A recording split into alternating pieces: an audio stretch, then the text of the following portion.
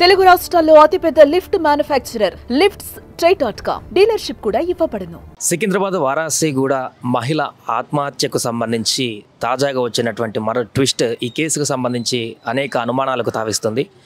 లలిత అనేటువంటి మహిళ సూసైడ్ చేసుకొని వారంకు పైగా అంటే జనవరి 22 తారీఖు ఆమె మరణిస్తే ఈ బిల్డింగ్లో థర్డ్ ఫ్లోర్లో ఉండేటువంటి వాళ్ళ కూతుర్లిద్దరు కూడా ఆమె శవంతో పాటే 7-8 రోజుల పాటు కాలం వెళ్ళదీసినటువంటి పరిస్థితి. అయితే తీవ్ర డిప్రెషన్లోకి వెళ్ళినటువంటి వారు 22 తారీఖు వాళ్ళమ్మ అదే ఇంట్లో చనిపోతే 23 తారీఖు వారు కూడా చనిపోదామని డిసైడ్ అయిపోయి ఒక సూసైడ్ నోట్ రాసినటువంటి నోట్ ఒకటి ఇప్పుడు బయటకు రావడం జరిగింది. దీంట్లో అనేక అంశాలు విస్తుగొలిపేటువంటి అంశాలన్నీ కూడా ప్రస్తావించడం వీళ్ళు సంచలనంగా మారింది. ఇప్పుడు అంటే వాళ్ళ చావుకి ఎవరి కారణం, ఏం జరిగింది, ఏంటనేటువంటి విషయాలు చాలామంది పేర్లను మెన్షన్ చేస్తూ ఈ ఇద్దరు అమ్మాయిలు ఎవరైతే ఆ ఇంట్లో ఉన్నారో ఆ ఇద్దరు అమ్మాయిలు కూడా క్లియర్గా ప్రస్తావించడం జరిగింది. ఇందులో అనేక అంశాలను కూడా తీసుకురావడం జరిగింది.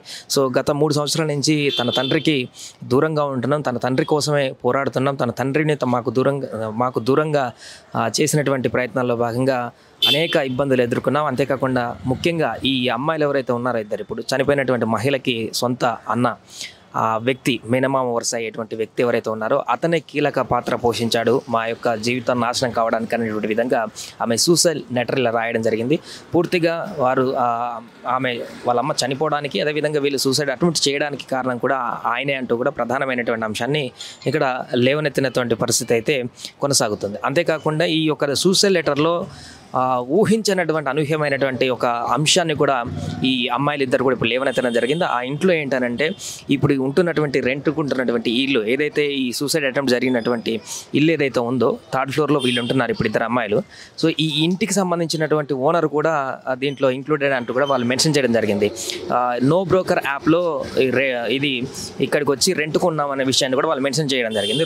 నో బ్రోకర్ యాప్లో చూసి ఇక్కడికి వచ్చి రెంట్కుంటున్నాము. అయితే ఇక్కడ ఉండేటువంటి ఈ ఇంట్లో బ్లాక్ మ్యాజిక్ జరుగుతుంది అనేటువంటి విషయాన్ని మాకు ఈ చుట్టుపక్కల ఉన్నటువంటి నైబర్స్ చెప్పడం జరిగింది. అప్పుడే ఖాళీ చేయమన్నారు. బట్ ఆలోపే ఈ దారుణం జరిగిపోయింది, మా అమ్మను కోల్పోయాం, మా అమ్మ చావుకు ఈ రకంగా అందరూ కారణమయ్యారంటూ కూడా వారు ఆవేదన వ్యక్తం చేశారు. దీంతో అసలు వీళ్ళమ్మ లలిత సూసైడ్ చేసుకుని చనిపోయిందా, లేదా అనారోగ్య కారణాలతో చనిపోయిందా, లేకుంటే ఇంకేదైనా కారణాలు ఉన్నాయనేటువంటి ఒక కొత్త అనుమానం అయితే ఇప్పుడు తెరపైకి వస్తుంది. అసలు ఇది సూసైడ్ కేసా, లేకుంటే అనారోగ్యంతో పాలైనటువంటి మరణమా, లేకుంటే ఇంకేదైనా కోణం ఉందా అనేటువంటి ఒక కొత్త ట్విస్ట్తో కూడుకున్నటువంటి డౌట్లు అయితే వ్యక్తమవుతున్నాయి. అందుకని అనుమానాస్పద స్థితి కిందనే దీన్ని ఇప్పుడు కేసు కూడా పోలీసులు చూస్తున్నట్టుగా తెలుస్తుంది. అనుమానాస్పద స్థితిగా మృతి కింద చూసి దీన్ని పూర్తి స్థాయిలో కేసును దర్యాప్తు చేసేటువంటి పరిస్థితి ఉంది. అయితే ఈ థర్డ్ ఫ్లోర్లో ఉంటున్నటువంటి ఈ ఇద్దరు అమ్మాయిలు కూడా ఎవరైతే ఉన్నారో వారందరూ ఇప్పుడు మన పైకి వెళ్ళి వారితో మాట్లాడేటువంటి ప్రయత్నం చేయడం జరిగింది. పైకి వెళ్ళడంతో తీవ్రమైనటువంటి దుర్వాసనతో కూడుకొని ఆ ఇంట్లో ఒక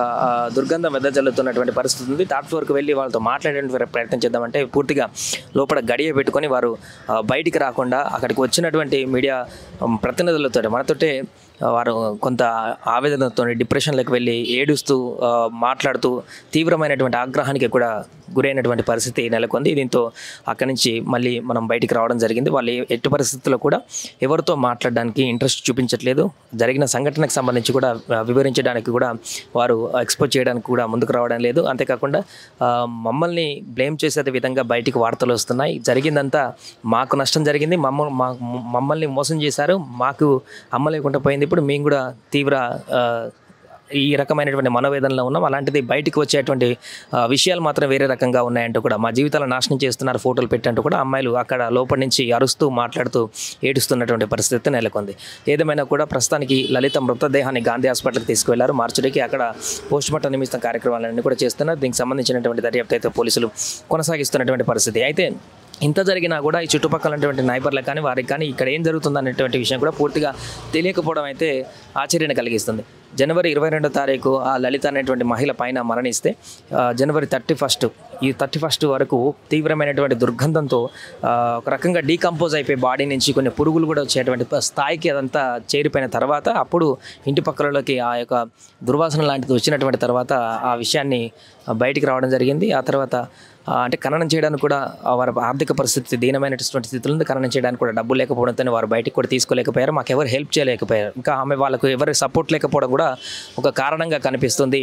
వాళ్ళ అమ్మ చనిపోయిన తర్వాత దహన సంస్కారాలు చేయకపోవడానికి గల కారణాలు వాళ్ళకి ఎలాంటి మొగతోడు లేకపోవడము, ఎలాంటి పుట్టింటి నుంచి కూడా ఎలాంటి సపోర్ట్ లేకపోవడం. ఇప్పుడు చెప్తున్నట్టు మేనమామ అనేటువంటి వ్యక్తి మా జీవితాన్ని నాశనం చేయడంలో ఒక కీలక పాత్ర పోషించాడన్న వాళ్ళ అమ్మాయిలు చెప్తున్నటువంటి దాన్ని సూసైడ్ నెటర్లో ఉన్నటువంటి దాని ప్రకారం వీటన్నిటిని చూసుకుంటే వారికి ఒకవేళ చనిపోయినటువంటి వాళ్ళ అమ్మ చనిపోయిన తర్వాత డిప్రెషన్లకు వెళ్ళి వాళ్ళు సూసైడ్ అటెంప్ట్ చేసుకోవడం ఒకే కారణం అయితే, కనీసం డెడ్ బాడీని తీసుకువెళ్ళి బయటకు వెళ్ళి ఖననం చేసేటువంటి పరిస్థితుల్లో కూడా వారికి ఎవరికి తోడు లేకపోవడం, హెల్ప్ చేయలేకపోవడం, ఆ విషయాన్ని ఎవరికి చెప్పాలో కూడా తెలియకపోవడం, ఇలా రకరకాల కారణాలతోటి వాళ్ళు 7-8 రోజుల పాటు అదే డెడ్ బాడీ తోటి అదే ఇంట్లో కాలాన్ని వెళ్ళదీసినటువంటి పరిస్థితి నెలకొంది. అదే ఇంట్లో ఉంటూ అక్కడే తింటూ అక్కడే జీవనం కొనసాగిస్తూ బయటికి కూడా రాకుండా పూర్తిగా డోర్ లాక్ చేసుకొని అందులోనే ఉంటూ వారు ఈ 7-8 రోజుల పాటు కాలం వెళ్ళదీశారు. ఎట్టకేలకు ఆ స్మెల్ డీకంపోజ్ అయినటువంటి దాంతో బాడీ స్మెల్ రావడంతో బయటికి చుట్టుపక్కల వాళ్ళు చెప్పడంతో పోలీసులు వచ్చి తీయడంతో ఆ డెడ్ బాడీని తీసుకువెళ్లారు.